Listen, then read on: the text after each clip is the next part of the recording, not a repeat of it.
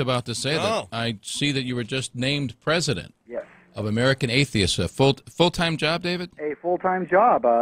It's full pay, full benefits, the whole package? Full pay, full benefits, kicked my real estate career to the curb, and turned away from professional inventing, and I'm a professional activist now. That was timely. And there's hope for your wife. She's not an atheist, I see from your bio here. Yeah, my wife and I have been married for 19 20 years now, and she is a theist. She's a Jewy Jew. And your daughter is in and out. You say? No, she's not in and out at all. She is an atheist. Oh, she's an atheist. Okay, because the article had said something about in and out. So you guys have a billboard up in New Jersey. That's what kind of caught our attention. Mm-hmm. The billboard is up right outside the Lincoln Tunnel going into New Jersey. No, I'm sorry, going into New York. And it's got two purposes to it. The first purpose is to call out the closeted atheists. I see. So that's your program. You know it's a myth, and it's calling out those people who do know it's a myth. In this country, there are 50 million atheists, but 99% of them are closeted, at least to some level. And that's pretty generous, David. They don't know it yet, or they haven't been outed? Most of the time, they haven't been outed, or they haven't outed themselves. A lot of them don't know it. A lot of them, they know it's a myth. They go to church, especially during this season. But they really don't believe. And they really don't believe. Yeah. And we're calling them on their own lies to themselves and to their families and say, hey, you know what? You're hurting yourselves, you're hurting your families, you're lying. And it's one of the big problems in America that atheists are so silent and that religious people are so loud. This is why we have so many of the social issues. You're no shrinking violet. You're a pretty articulate guy. That's why they have you doing this. I'm part of the 1%. I understand. Yeah, and we got to get those people out of the closet and out of the church pews. See, that's exactly my point, David. I think there's too many Christians who are silent, and they need to be out of the closet and out of the church pews. So we're on different sides of the same argument. Hey, let me ask you a couple of questions. First of all, one is just kind of, I don't know, maybe humorous to me and only to me, but I've often wondered why atheists get so upset over a God who doesn't exist. Well, it's not a matter of getting upset over a God that doesn't exist. It's a matter of how that God is pushed in our face or how that religion is pushed. Well, that's exactly my second question. Why in the world would you be trying to impose your views on the vast majority of Americans who believe there is a God? It's like with a billboard. I mean, my gosh, it's in your... By putting a billboard up, David, that's the most in-your-face thing you could possibly do. You are trying to impose your viewpoint on the millions of people who will pass by that sign and quite frankly, maybe don't want that sign to be read. So putting up a sign is imposing my views? Absolutely. So you would say that the religious people who put up billboards about going to hell and finding God, they're imposing their views on us? Absolutely. Absolutely. So I'm sorry, if they're going to impose their views on us by your definition, I have every right to impose my views on them in the same way. Absolutely. The only difference is that they're lying and I'm telling the truth. So say you. No, it's the truth. We're talking to people who know it's a myth. Okay? Now, all we're doing is we're saying, hey, you know it's a myth. Get off your knees. David, some of the greatest minds in the world believe in not only the reality of God, the existence of God, but the existence of a personal God, ranging from astrophysicists to astronauts to law enforcement people to judges to lawyers. Can you really possibly get us to believe that all these people are duped into believing in this mysterious, non-existent God? Man in the sky. That's what we're talking about, an invisible magic man in the sky. And there have been many, many intelligent believers who believed in lots and lots of invisible magic men in the sky. Geniuses have believed in invisible men in the sky because that's the way they were raised, and that's what they were taught to believe. And there are many, many people who say they believe in a God, but really don't. So let me give you my quick take on atheists for the most part, and then you can argue. My quick take on the atheists are largely, and all the ones that I've ever met and actually talked to at length, are people that have either had negative or bad religious experiences, and they push back against that by claiming there is no God. Is there any, like what? What's a negative religious experience? Well, someone disappointed them. Somebody hurt priest, them. rabbi. Their parents were overbearing, overzealous. were in some cases abusive, and so their negative connotation of their parents reflects on their negative connotation of God, and it's easier to just say He doesn't exist. And let me tell you where you're wrong. Atheism is not a rejection of God, as in you know He exists. Well, who are you rejecting then, David? I'm rejecting the idea that there's any sort of man in the sky at all. And it's based on evidence, and I haven't had... What evidence? How can you not prove God? What evidence do you possibly have? You cannot disprove Santa Claus. You cannot disprove Zeus. You cannot disprove Thor. You cannot disprove the Matrix movie. When it comes down to it, you have to know fiction when you see it. And this is fiction. We are talking about a man in the sky here. This is 2010, gentlemen. David, I've witnessed miracles. I've been parts of miracles. Have never witnessed a miracle. No. Give me a miracle that you've witnessed. Tell me a miracle. The healing of my son's heart. The healing of my son's heart. The doctor said it was a miracle. Hey, I'll tell you what. You guys want to hold on? This is too much fun. David, you want to hold on till after the traffic here? Oh, sure. Go ahead. All right, hold on. It's too much fun. This is too good. Hey, Mark, you there with us, my friend? Yes, we are. Let's break for the traffic, then we're going to get back to some intellectual games. And you're back with State and Church, Will Marotti and John Rowland, and we have David Silverman, the president of the American Atheists, on the line, and held him over during the break. And first question we asked him, I'm going to get him on in a second, was David. There you are. Yep. First question we asked was what's the challenge of the movement? And your comment was to the effect you don't like other religions being forced on you, whether they be Jewish or Christian.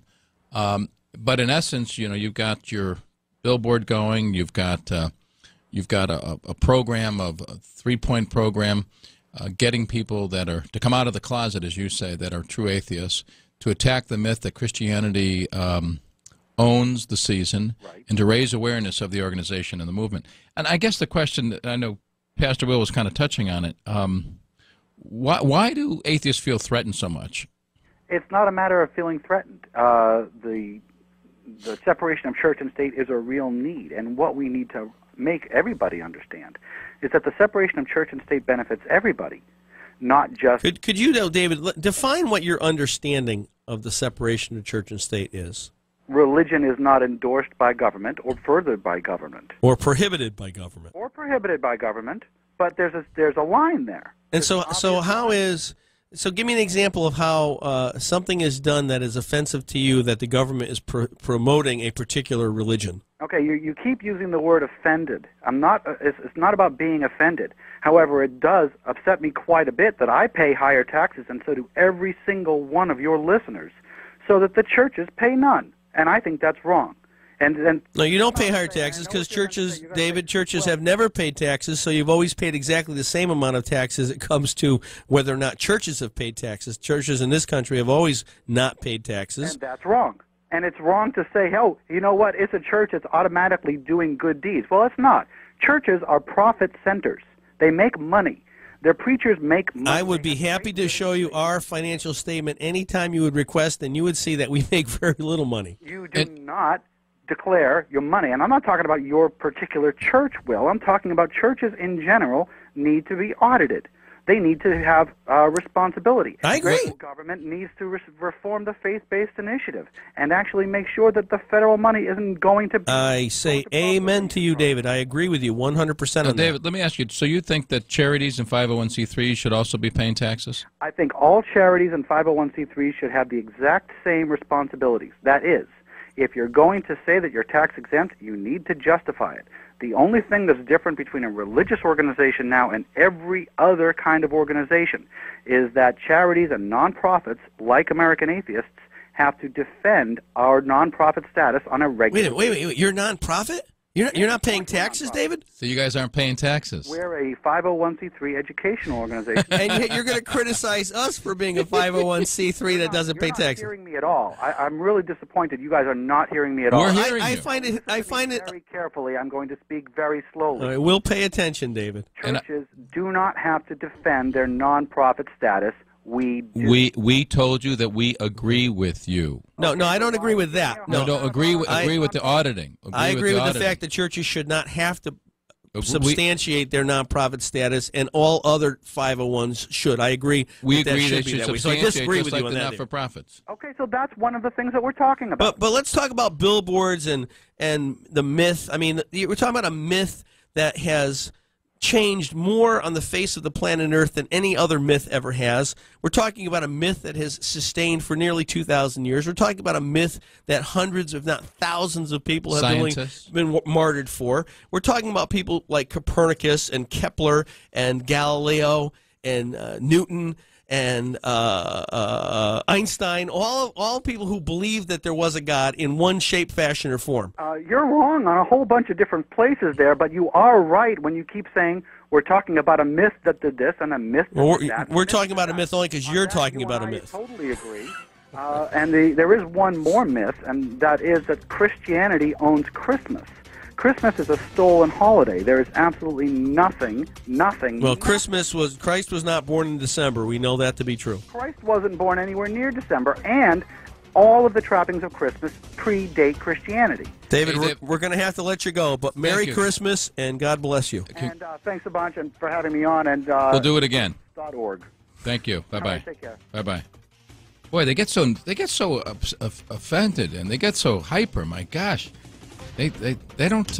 Yeah, he's not happy. They get offended. He's not happy with me. State and church. Right now, it's like church and church. Church and state. I mean, atheists, they get so upset. I mean, yeah. But you know what? It is. I'm telling you, John, honestly, I'm not making this up. Every atheist that I've ever spent real time with, and when you drill down deep, they're mad, they're angry, they're frustrated, someone's hurt them, somebody is. And I'm going to pray for David because I just hear it in his voice.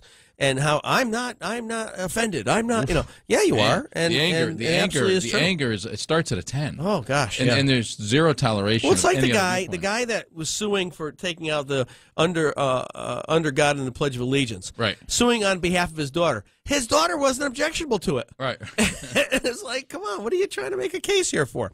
Anyway, look at all the calls we got. Holy cow. Let's try Mike in Bristol.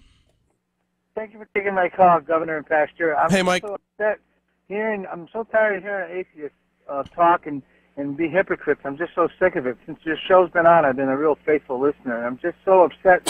They're so angry. They're so upset. Yet they want their cake and eat it too. You know what I mean? It's just. Well, Mike, I know we're all the Lord's children, but I'm just saying. I agree with you, Pastor. They're very angry people. The atheists that I know are extremely angry and frustrated, and they seem to take it out on everybody else. Mike, you know what gets me? We have to be tolerant of their positions. Therefore, we have to say happy holidays. Right. We have to say happy holidays for Christmas, Thanksgiving. The holiday tree. The holiday tree. So we turn our society upside down and inside out. And this guy is the most intolerable guy I've ever had a conversation with. And it's like, well, you guys are stupid. You don't understand. You're wrong. Rather than saying, well, Pastor, you and I have a difference of opinion. He says, well, you're wrong on all those counts. It's a myth. We even told them we agreed with them on a few points. Yeah. And they just seem so angry. That's the part that upsets me.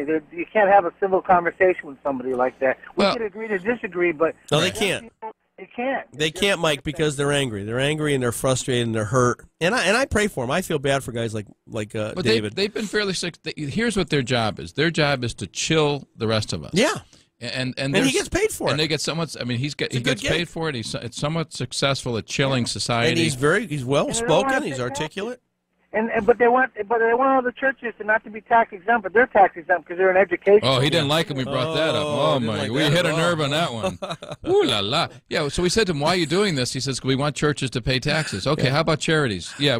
Well, that's different. We don't pay taxes. That's right. That's right, Mike. Thank you so much. God bless both of you. Thank you, Mike. Take care. We got time for one more call. Let's go to John in Plainville. I think we got about a minute. All right. Yes. Good evening. Hey, John. For a guy that didn't believe in God or Christ or anything, he sure did know a lot about Christmas, didn't he? Yeah. Well, Well, or why would you spend so much time trying to convince people not to believe in something they don't believe in? Yeah, I always wondered about that. Here's what my Bible tells me. Christ said, "Many would be called, few would be chosen." Yeah. And it's all a matter of faith, and that's all it's ever been. Always. You take it all on faith. And and there are no atheists in foxholes. You got that right. That's exactly right. Thanks a lot, John. Hey, John, thanks for calling. Yep. Oh, you bet. All right, give us a call, 860-522-9842. Marotti and Rowland, we're talking WikiLeaks, we're talking atheists, we're talking leaks. atheists, whatever you'd like to call in about.